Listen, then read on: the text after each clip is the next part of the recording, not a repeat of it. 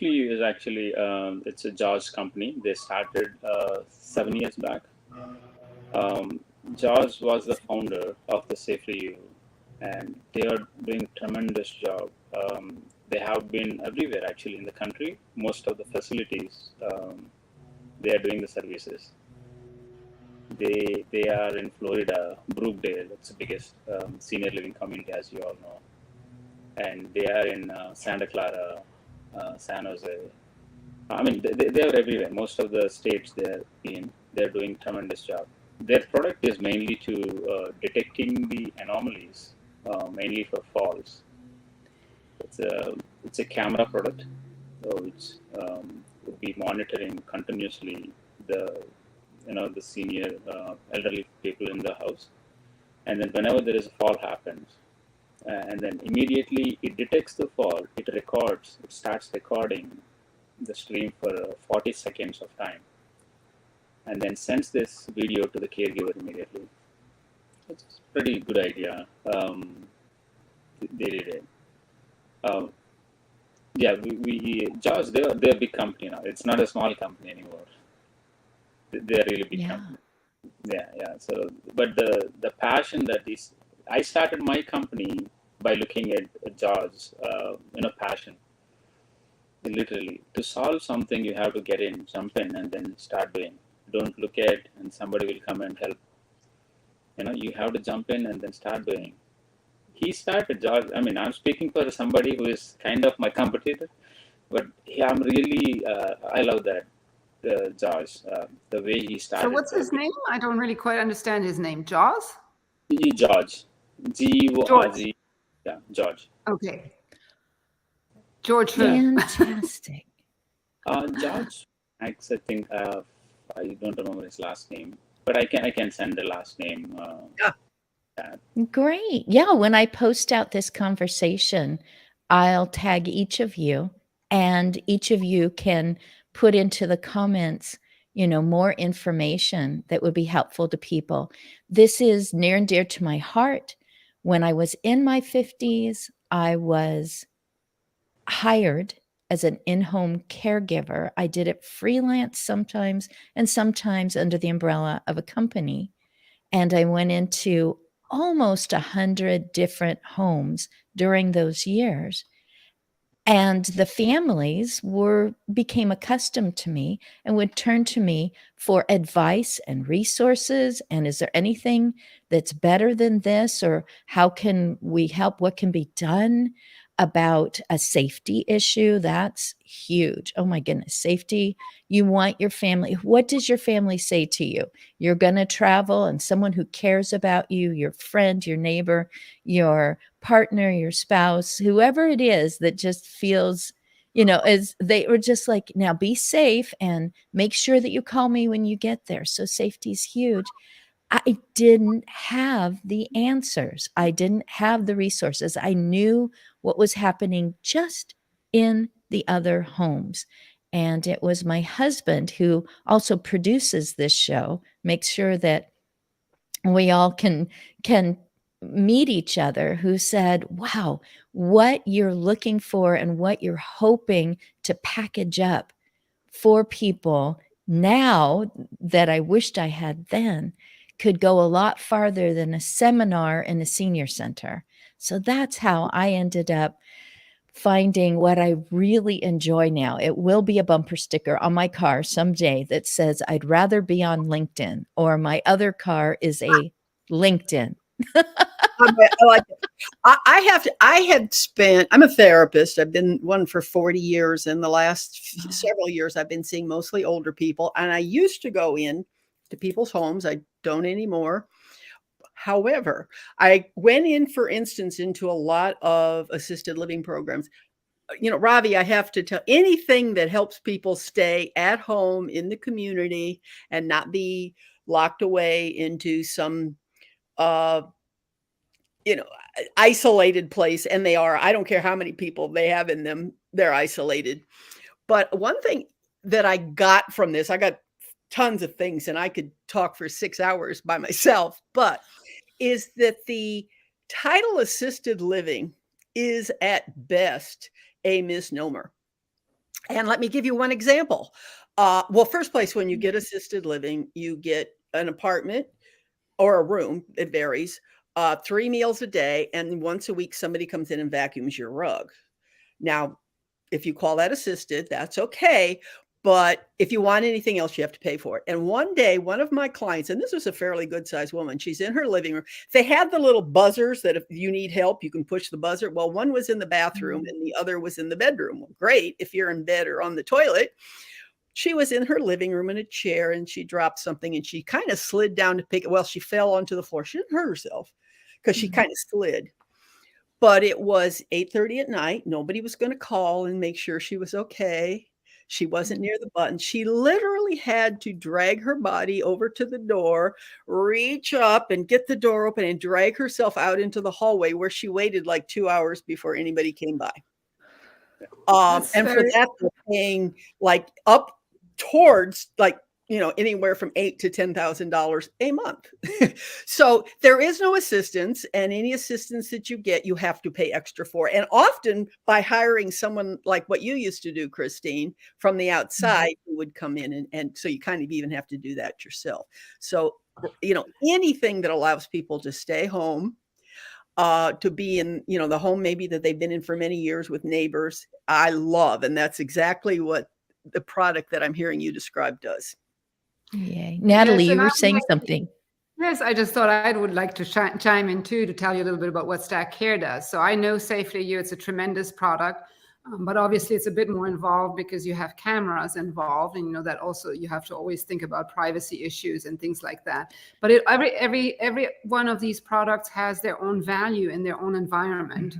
And so what Stack Care does is we have, and I like to show my little prop, these very tiny motion sensors.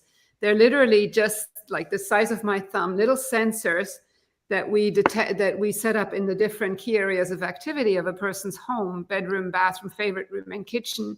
And with our AI and machine learning and data science, we're able to actually understand a person's typical behavior patterns and establish a baseline. And after a couple of days, we were able to really understand what a person's habits are. And anything out of the ordinary is where we send out the notification to an app for the families, and even, to professionals. We work with home care agencies, we work with communities, because all this, anything that happens behind that closed door, like that lady that you just described, our system would have detected that there was no motion, or that she was maybe in her bedroom or bathroom.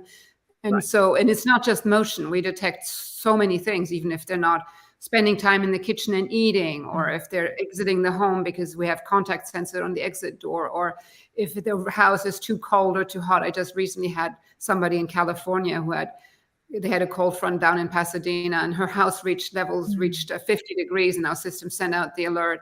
Or, so many different things that we can detect. So the nice thing about it is that it is, and the notifications come out to you. So it's a real passive system.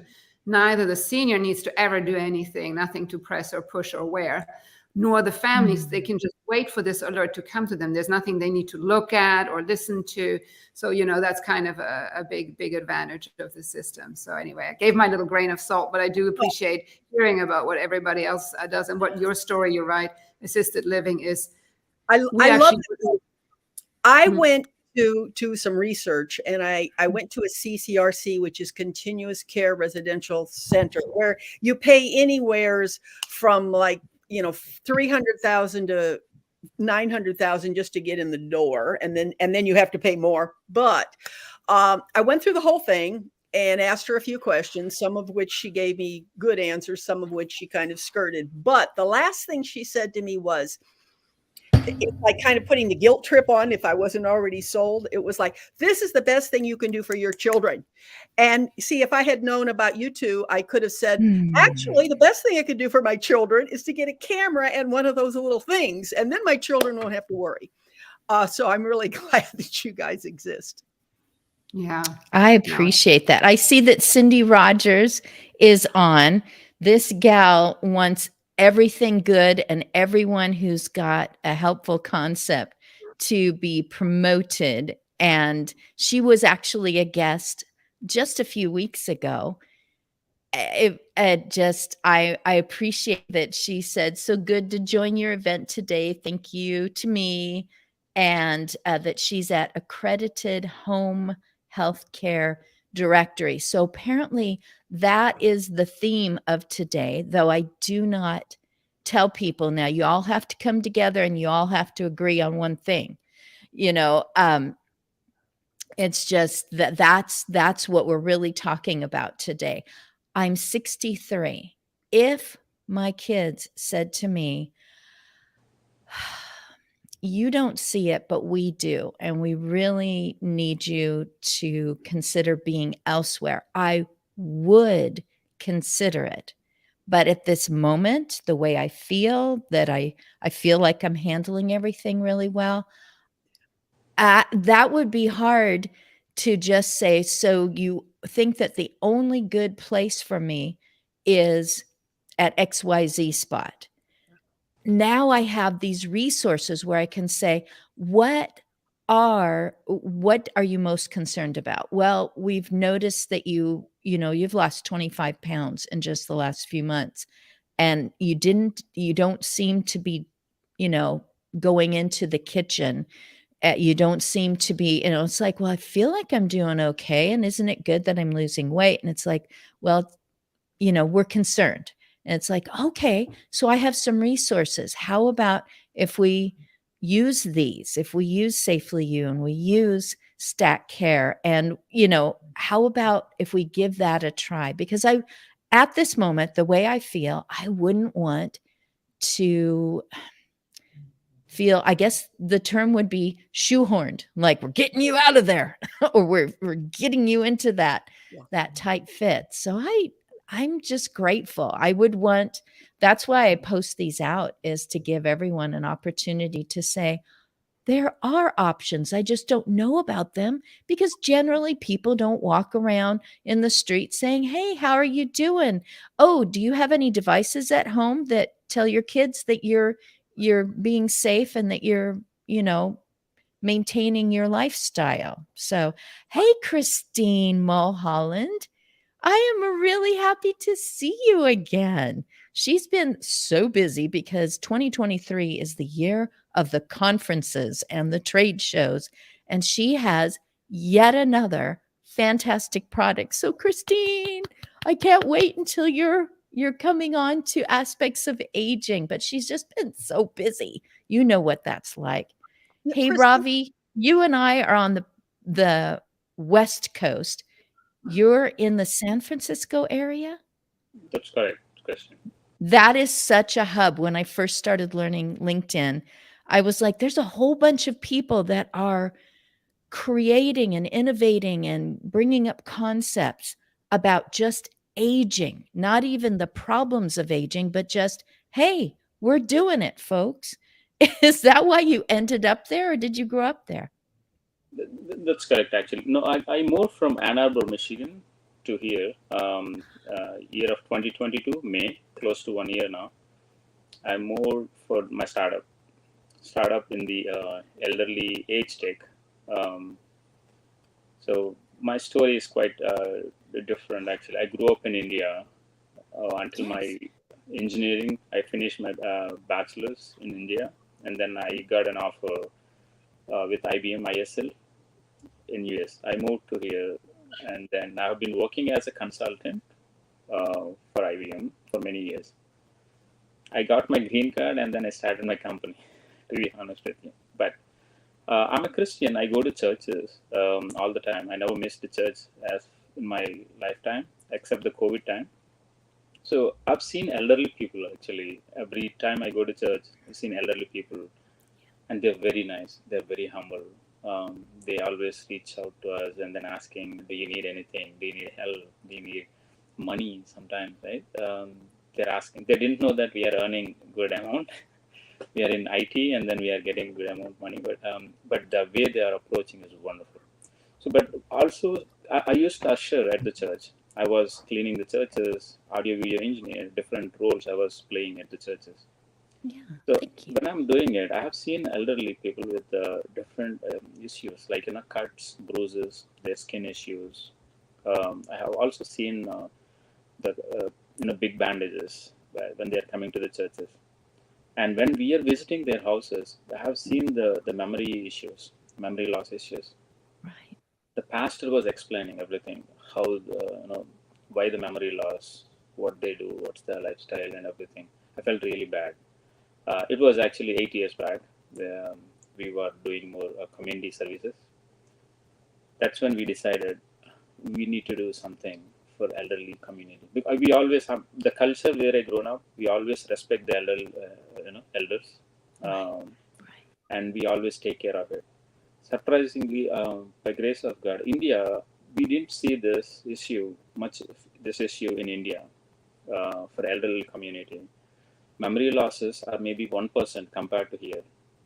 Falls are literally like maybe less than 1%, I would say. Mm. The difference is the culture. They have three generational households. The kids are taking care of their parents somehow. Their their young, the grandchildren are around them all the time. They're not leaving them alone. At any point of time, if they're going out, they're making sure somebody is around them, somebody is taking care of them, somebody is cooking for them, somebody is taking care, taking to the bathrooms, bathing and feeding. It's all the things. My grandma she died at the age of 84, 85, if I remember correctly. Mm. There's always families were around, my grandma. Um, so that is actually cultural differences we have seen. Well, of course, it has its own issues too. Having three generational households, it has its own other issues too. But it is helping the elderly community. Two things that we have seen. Physically, they may be a little weak, but mentally they are very strong. That Yeah. being said, they're always engaged with something. They're speaking to the people. The people are coming whenever relatives are visiting. People are visiting. Neighbors are coming to the houses. They say hi to them. They talk to them. They elderly people talks to them. So that's how they're mentally very strong. So that's when actually we thought. I think we we have to engage the elderly people with the tasks, different oriented of tasks, so that way they'll be happy. The their memory cells, neurons will be active for a long time, so they'll not die.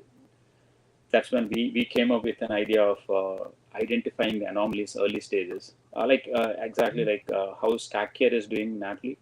Uh, so that's how we do it. We use cameras, but we detect the minute to the major anomalies in the personality, and then we compare against the memory loss symptoms. So that happens every day. End of the 24 hours of the track record, the data will be captured every second of activity, and then we compare against the memory loss symptoms, and then we generate report. If there is anything which is closer to the memory loss, we notify the caregiver immediately. Hey, this is what is happening. So we wanted to take our product towards the preventive care. So we are working with the CMU, a couple of research scholars, the scientists, to get this data. So that's what I wanted to help the elderly community, and they're beautiful people that I have seen in this country. I really, really wanted to help. So that's my story. Have So what, you connected with Cherry and Jacob? Katie and Jacob. No, Kristen, I don't. You will. You will. He is a Christian and he also has a robot. So you two will really, really enjoy each other. Margot, was that you or was that Natalie that I heard a moment ago? yes, I was just interested in hearing, the technology that Ravi describes. So I find that interesting to see how a camera can see memory loss. Like I just am intrigued by that, how that would actually work. Because, our system can detect changes of patterns, like activity patterns, whether somebody's agitated. We can see a tremendous amount of information, like on their activity patterns, whether they're, for instance, wandering at night or sundowning or, opening the refrigerator 100,000 times and things like that. So I'm interested in seeing how a camera can see the memory loss. So, yeah. Okay. So basically, it detects the activities, every activity that they do, sitting, standing, walking, how long the activity has been doing in a day. Mm-hmm. The And the rest of the activities, like going out and coming in, and getting up from the bed and going to the bathrooms, how many times they're getting up from the bed in from 9 p.m. to 6 a.m. time. So anything which is close to the anomalies, we record it immediately. Most importantly, the mood check is very important. Besides the activities are very important. Activities tells how they were living yesterday, how they can live today. Let's say, for example, they didn't sleep yesterday night well, which means there is a potential fall. Depends on their demographically they're fitting in. Let's say they're days of 90, and they didn't sleep well, which means there is a 90% more chances that they can fall.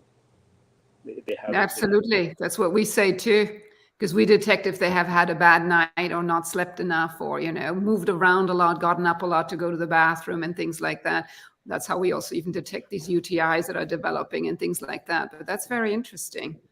Checking the mood, actually, looking at the person and then see how long they have been thinking on a single task, or how many times in a day they're repeating the same thing, same behavior. Let's say, for example, 10 minutes a person is continuously standing or sitting and thinking of something. We don't know what they're thinking, but we know that they're thinking, they're doing some activity there. So if that is repeating multiple times in a day, which means that is leading to something, kind of could be depression, could be memory losses, could be freezing thing. Right. So that's how actually our camera is basically. It is, since it is a camera, it is a two-dimensional RGB camera we are using it. It gets as much as data. It sends it to the multi-layer AIML models, and each model has its own job. Something detects the poses, something detects the memory symptoms, the memory loss symptom, something detects the posture, and then some other layer detects the activities like sitting, standing, walking, running, bending, moving, sleeping. So those. Excuse me. I would like to piggyback onto Ravi what you started with, and this goes with what Christine was saying also. And this is something I've known. I've seen it with a lot of my clients, and then recently I found a book called the Breaking the Age Code with Becca Levy, PhD, and she did all the research to prove my ideas. But for to go on with Ravi, she did all of this research and talking about both Japan and India, just what you had said, Ravi, about how different it is there. And one of the things that she points out, and I see this in my practice, is how our attitudes towards aging can make people age worse. And I will tell you, I know, you gave the story about if your children, whatever. I know both from my practice, and I'm going to tell you a short story about my brother, but I know that companies, especially assisted living places and places like that, are training children to look for things in their parents. And I'm going to tell you, with almost any of us, if we're looking for something, we'll find it. And I'm not talking about what you two are doing, because that's very different, but I'm talking about something else. And I'm going to give the example of my brother. Last fall, his older daughter, well, she died very suddenly. It was an asymptomatic cancer. So it seemed she had it a long time, but it seemed very sudden because she went like in a few days of diagnosis. But so I'm talking to my niece on the phone, and she's worried about my brother because he's starting to forget things. And she gave me a couple of descriptions, and I'm like, Tashina, I'm like, I have known your father for 75 years, and I'm here to tell you that what you just described, I mean, I love the man dearly, but he's been driving me crazy for 75 years, because what you just described, he was doing at 14, at 21, at 42. But all of a sudden, now that he's 83, everybody's worried because it must mean that he's getting dementia. I think, frankly, he has ADD, that, he was born before World War II. So, nobody ever looked at him for it, but I think that's what it is. I mean, I'm not going to go into that. But the point is that what happens is, and there definitely are, and this is why you two are so important, there definitely are things that can happen. But for 90% of us, they're not going to happen. But when we get to a certain age, and we all do this, it's like, oh my God, I forgot that person's name. Well, you know what? I've been forgetting names my whole life. And there are some things. I also say, when I was 45, I had a day job and a nighttime private practice. I mean, I would see, 30 people a week. I did not have a calendar. I could just keep it in somebody call me up and I'd say, oh yeah, I didn't even have to look. I could tell them when I had an opening. Now I not only have to have a calendar, I have to look at it 3 times a day. That does not mean I have dementia. But when we start to get older, too many people start to say, oh my God, that must mean I have dementia. And by doing that, and Becca Levy points this out so well, and again, with using India as one of the examples of how to do it. Now, is that we can make it happen. We can worry ourselves and anxiety ourselves into giving ourselves something so that then we do need the help when we don't have it. For the people who actually need it, I love you guys' products. However, if we look for things, we're very likely to find things that really aren't there. Susie Singer Carter went through that. She created the movie My Mom and the Girl. My Mom and the Girl. I might be saying it right. And it was about her own mother's journey. Her mother did pass away this last year, but she was able to rope in, if anyone ever watched Mary Tyler Moore's show, Rhoda, her friend Rhoda, who's, oh, help me. See? Valerie Harper. Thank you. If you give me the beginning, I can finish it. Hey, it's about relationships. So she pulled her in to play the part of her mother. Susie Singer Carter played herself. Wow. And she would post out, oh my goodness, I think I'm getting dementia, because she was so focused on caring for her mother and creating this short film that she's, oh my goodness, I think it's happening to me too. I have experienced that, because what am I doing? I'm talking with people, I'm looking at things, I'm hearing podcasts, and I think, oh my goodness, is that happening to me too?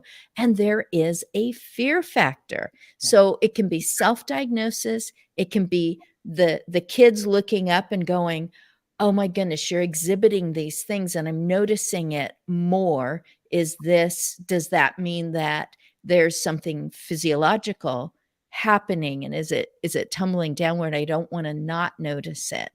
And I'm in between. I still have my mom at 91 years old. Then here I am. Then here I have a daughter and son-in-law who are already talking about, when we move you two in with us so we can take care of you. And so there is that fear of, oh my goodness, how much of a burden am I going to be? Or, when do I start, as a kid being, saying, now we need to talk about this. And I'm just going to have to say, it's up to me. I need to open the door to other people and say, go ahead and be honest with me. And that's what I saw with one of my clients was, tell me. I have 4 kids who all care about me and their spouses, but tell me if you're noticing something. They opened the door for me. And when I walked in and 2 things were on, the water and the toaster oven, and I entered because I was able to at a particular time of the morning, I let that person know. And when the next incident happened, they made the choice of, now I need to make sure that I always have somebody around more often. I only came once a week. So they flipped on that. They were already open to it. It was to me, a great part of being a person, being professional about it, being just letting people know, hey, I know that it's a little harder for me to notice things because there's other factors going on. I'm not hearing the water. I had my glasses off already for bed. I didn't notice that I had turned it too far. But that doesn't mean that we haven't, that can happen at any age. You can forget that something's going on. You can leave and go, I left something running. So it's a balancing act. But that's why we also really like to work with professionals, like with home care agencies, for instance, because they work with their clients. And there's different ways of working with us, either just using Stack Care as a standalone solution for those people that are not ready for home care, or, don't want to maybe pay for it. But the benefit for the agency or even for the families is that we provide this data, which can really show information, which can be helpful in saying we are detecting things, like sundowning is starting to develop, or the person is exiting the home frequently, or even, more on a health level, like when I heard that more than 30% of the people that go to the hospital arrive there with malnutrition. So that might be not the primary cause of them going to the hospital, but obviously them not eating well is what will have caused the issue. And that's why I also say, for families anyway, or even for the older adult, is to have these preventable issues so that they can avoid going to the hospital. Because I was very interested to hear the other day that over 30% of people that are over 70 and over 50% of people over 80, when they go to the hospital, they end up coming out more dependent, more frail out of the hospital, not because of the hospital visit, not because of what they initially took them to the hospital. So that might have been a fall or something. But while they're in hospital, they're kept still in bed. They have all the lights, and they actually come out there needing more care. And so my idea is keep people out of the hospital with preventable issues. And that's what we can do. We can detect if somebody falls. If you find them quickly, it's like, you can help them and then they're fine. Only 12% of those people that have an issue that get found within an hour will really have a bigger issue. But if you don't find them, every hour will add to the risk that they will have big complications. And so keeping them out of the hospital with a system that can detect even UTIs. I had this lady the other day, all of a sudden you could see the spikes in her bathroom visits on our charts. She always uses between 3 and 6 times. All of a sudden it was 17 times. I called her. I said, listen, you might want to check in on that. She did, got antibiotics from her doctor, and 2 days later she was fine. But that could actually end up taking her to the hospital, even with sepsis and things like that. So, it's always that early prevention, early intervention. And I think, Ravi, that's a little bit what your system does too, that it helps detect these things early on, and whatever the means are, whether it's people or cameras or, sensor system, or that's the benefit. And just one point I kind of want to address, and then I'll stop talking, because what I find interesting is that I see all these benefits with all these different systems for people. And one of the biggest difficulties I find is actually convincing that generation, that post-World War II generation, that this is good for them. And they're very reluctant to have any kind of invasion of their privacy, when actually that is what's going to keep them independent for longer. Ravi, I don't know what your experience is with, a system which is camera-based, which makes it even harder, I think, sometimes to talk to people about it, unless obviously they have advanced memory care issues. Right. It is actually. I would like to add one thing actually when it comes to the dementia. Everyone, our research is telling that everyone has a dementia, little or more. Everyone have a dementia, like, they keeps forgetting something. Like names is a frequent thing. Kids are actually, they have more dementia than the older people. The kids, like, 2 years, 3 years, school going kids, they have more dementia. Yeah, it's. we wouldn't call it as dementia. We call it as age. They're still, young, very young. They don't remember their kids. We use that word more often. But for older people, we attach this name called dementia. So that being said, dementia is across all the demographically, everyone has this problem.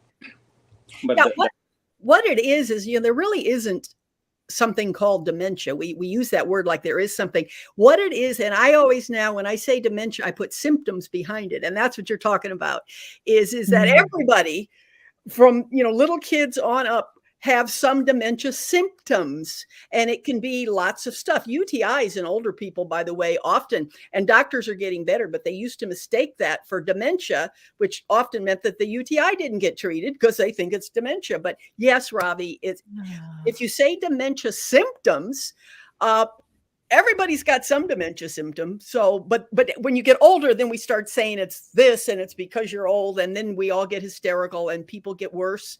And no, I love the way you said it though. I'm going to have to remember that, Robbie, and use it again. Wow. I want to make sure that I do not ignore Steve Berger. I look forward to the future when he will be where we are right now on the screen, and he has aided. Are any of you familiar with aided? No. Doesn't ring a bell. So this is great that we're doing this, because now you know. Now there's something else to, and he says we're focused on devices to keep seniors safe in their, to keep seniors safe in their home.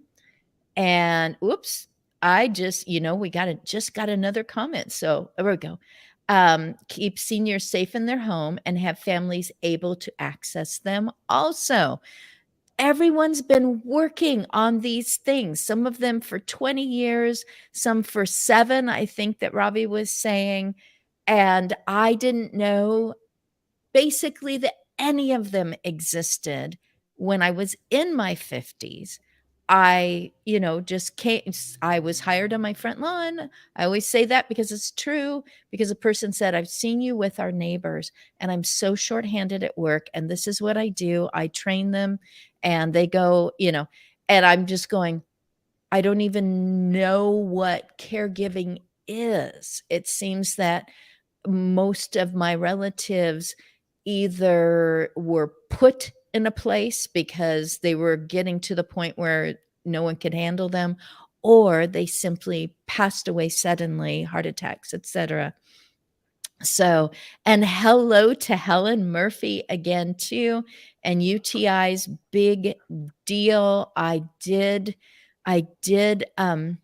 cause upset one time because this person was so different than the next time I saw them. And I was not able to fix things because I'm such a fixer. And when they were in pain, etc., there were other things going on. I wasn't able to help with mobility. I dialed 911 and they were not thrilled about that, but it was UTI that was happening. It wasn't that they had had a stroke. There was no way for me to diagnose that. It needed to be addressed. And the family, they were fine with it. It was like, yay, you were on the scene. You assessed 4 different things going on that was totally different. And you know what? Now we have the right information. But it was an invasion. I made the choice. I didn't hand the phone over to this person. But I would say most of it was the pain that they were experiencing. And boom, it was simple to deal with when it was correctly diagnosed. They might not even know, and they're not going to tell you that they're using the bathroom excessively. They might be ashamed, they might be embarrassed, they might forget if they have, cognitive decline. I mean, there's all sorts of reasons why, you cannot detect a UTI with our system. We just see what are the bathroom visits and is there a change, because that's what we monitor. We don't monitor what somebody does all the time. We monitor the changes in activity patterns. So anybody who all of a sudden has like going from 6 visits to 17, that's a change, where we can say there's a difference. Christine, I would like to add also that in that particular situation, the person was in pain. And I would guess, and this is what makes it not ageist, I would guess that if that person were 45 and you were there and they didn't, you would have still called 911. You weren't basing it on, oh, it's an old person, I have to take care of them. You were with someone who was in pain and you knew that it needed to be checked out. So again, and that I guess goes with what Ravi was saying. It's like, you don't want to look at somebody. It's because of the color of their hair. You want to look at, it's because they keep going to the bathroom a lot. I mean, I know young people are not going to get Natalie or Ravi's system in their house. However, to have it not be at any age, if somebody's in pain and you're there, you're going to call 911. It could be appendicitis. You don't know. Yeah, exactly. So it wasn't that you were taking over the life of this old person. You were with a human being who was in pain and you called 911. Yeah. And hello to Helen Murphy and to Mary Beth Flynn.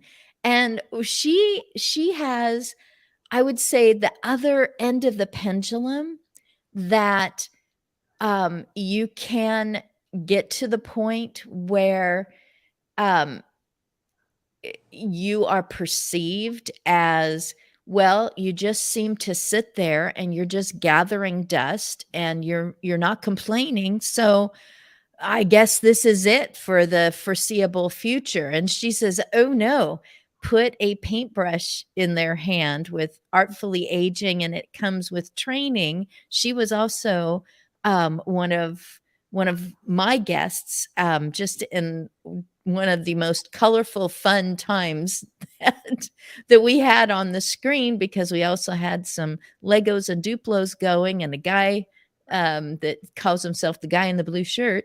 And it was quite the scene. And so she's just chiming in too today. And I just thank all these people who take a moment to listen and to give encouragement. I call this unscripted and supportive. And they're so far, even when I gather a group for a purpose, like they're all getting ready to go to a conference, or they've just come back from being conference leaders and they're all on the screen together, we end up talking about something that nobody knew about that other person, and they help solve each other's problems. I'm so grateful for your willingness to come on and say what you're saying. So thank you ahead of time. We're getting closer to the end of our time, and it may be that one of you needed to move on and get ready for your next thing. So I'm just going to say, let's start around robin of saying, how would you like for people to get a hold of you, if you would like for people to get a hold of you? And go ahead and finish off your thoughts for this time. And I hear a little doggy going, yip, yip. So somebody, Oh, sorry. I love it. all The that. cat has been on my desk twice, and usually the tail goes right across. Shoulder. Right? I was trying to avoid her being on my shoulder. I see your cat. I should have let her do it, but They could have been friends. Margot, let's start with you. Do you want anyone to get in contact with you? well, yes, I would like that. First, let me tell you, Christine, you can tell your daughter and her husband, I have a book on Amazon called You Can Keep Your Parents Home. Let me see, you can keep your parents home, keep your job and life, save your fortune and sanity. But right now, the best way to cover get everything. the best way to get in touch with me, there's a couple of ways. You can go to YouTube Age Out Loud, and one of my playlists under that is 13 videos that say, if you have a dementia symptoms, other things that it could be besides what people call dementia. You can go to Facebook. I have an Age Out Loud page. You can contact me there, or you can type in yourperfectretirementliving.com and learn about all the course that I have, which will stop you from wasting potentially hundreds of thousands of dollars and years of grief in making the wrong choice, and how to talk to salespeople, how to know what you really want. And I'd be happy to respond to any of those contacts. Margot, I'm glad that it makes you happy to respond. Yay! We talked back and forth for weeks about this, and I never felt like you wouldn't be happy to I am. respond I to love people. talking to people. So I really appreciate having a therapist on, and the experiences, the insights that you shared. And you said that you could go on for 4 hours. Oh. So that would be just warming up. So there you go. Ravi, this is so great, because I kept seeing your comments and your kindness here and there. And I'm like, yay, I actually get to meet you. And you said, did you pronounce it Carrion, like I'm Christine with a CH? Did you say Carrion? Carrion Jacob, the one that I said he's a Christian, and he innovated a robot that responds. It's just, you can see him when you go to agingbetternetwork.com and scroll down to a purple button that says live stream video. You can see his face on the screen, on the screenshots, and you'll see his name there, and then you can listen to what he has to say and enjoy meeting each other. He sometimes is making comments as well in this, so I look forward to that. So Ravi, your turn. You get to talk and I get to stop. So I would like to add a comment. Just want to make use of this time. So the dementia, the people who are suffering with the memory losses are to prevent the memory losses. What we would see, keeping the sweet memories, the happy moments in their past life around the elderly people helps a lot. Helps really a lot if they are living alone, isolated, and these memories actually bring them, regenerates the cells. It connects to the neurons back and forth.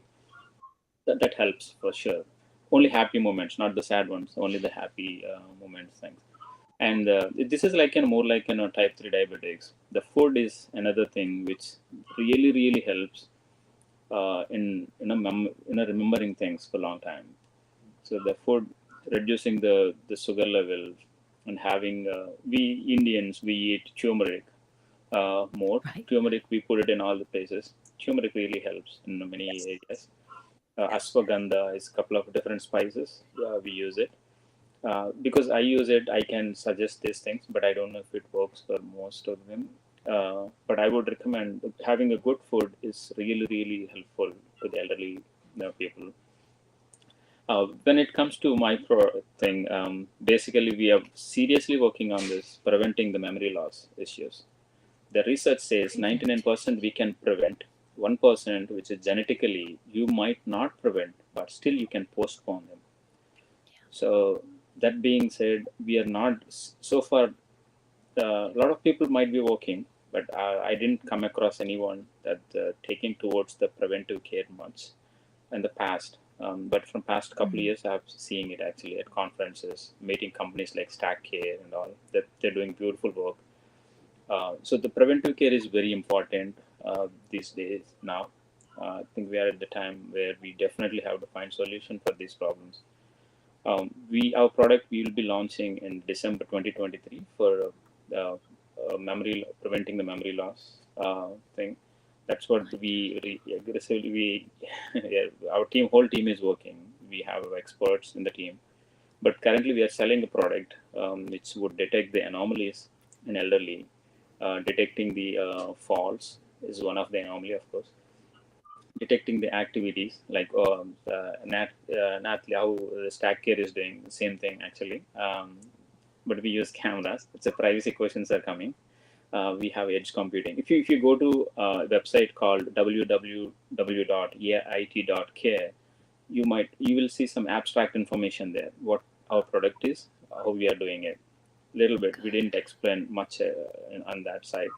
But yeah, any questions? I'm happy to help on preventing care. I'm taking help from a lot of people, beautiful people I'm approaching all the time. My email ID is ceo@ait.care or joseph.kota@ait.care. So I'll be available in one of these emails. Thank you so much, Christine. And when you go to there's a post that just comes out automatically, but the one where I tag you and I even, mention some of the people, because I listen to this again and I pull out names that you have brought out, like Margot, the person that you were talking about, make sure that I get them properly tagged. When people go to my LinkedIn profile, which ends with Christine --Smith or Christine --Smith, they can check my posts and they will see your comments in these posts. And all of those that you just gave verbally, if those are placed in by you, thank you very much, they'll be able to find it into the future. How exciting! Launching prevention of memory loss this December. Not a moment too soon for me. And that's no joke, because I'm already taking my turmeric. I'm already doing some of those things that someone has said, if you just cut this one thing out, what a difference it will make for your brain. I'm very grateful. How wonderful to just incorporate habits that are only going to improve your ability to live on your own terms, but also what we've been talking about, people who care about us worrying about us and going, they're doing everything. We say that about my mom, boy, she's doing everything right to continue to just be a person, to live, because aging is continuing to live. Thank you so much, Ravi. And Natalie, you're going to finish us off here. With a bang. Right. So yes, we have a website, Stack Care. So you can go and find our product online. We have a consumer product. So if anybody's interested for their mom, not going through a professional organization, for their dad, or so, that's available. And then otherwise, contact me. Obviously, my email is very simple, Natalie spelled with an H after the T, @stack.care. And then you can reach me. I'm always happy to talk to anybody, whether it's a home care agency, a professional, or a community, or whoever wants to have more information. I am quite, I have a wealth of stuff to offer. And I think, as you just said, I was just listening to another podcast the other day, and I forget the name of the gentleman, but he's quite well known out there in the, whole longevity thing.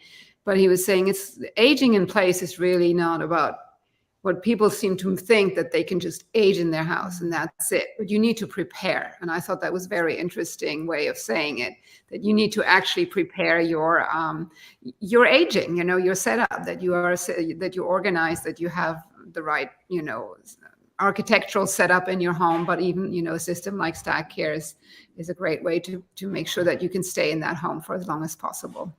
Yep.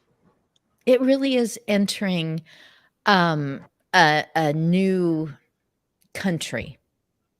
You think I'm just here and everything's just staying fine, but it's entering a new country. There's a culture that goes with aging, both in your own mind and in those who start to look at you, and the conversations go from, hey, how's it going, to, so did you get an opportunity to take your pills on time?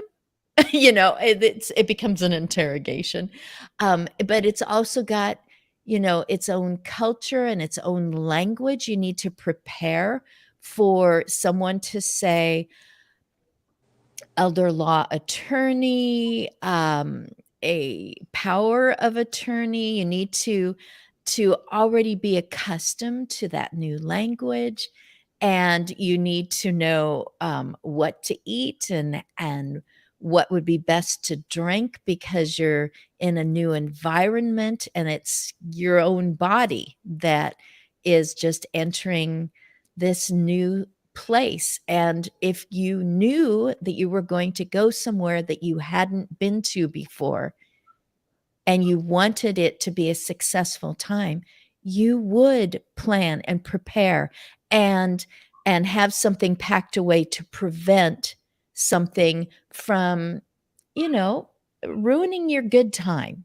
So yes, planning ahead. Oh my goodness, I agree with all of this. I'm so grateful. And thank you so much to Christine Mulholland, Helen Murphy. They have been popping in some of their links and information. Cindy Rogers, Steve Berger, and I think I might have covered everybody that I saw, but there she is, Mary Beth Flynn. So I'm just so grateful. This was fun. This was good. I'm glad that you met somebody new today and heard some new names and know about some resources that are books and our technology, and that we got to hear that something great is launching in December. Thank you so much, everyone. I hope to see you again. Thank you. Thank you. And thank you too. Okay. Anyway.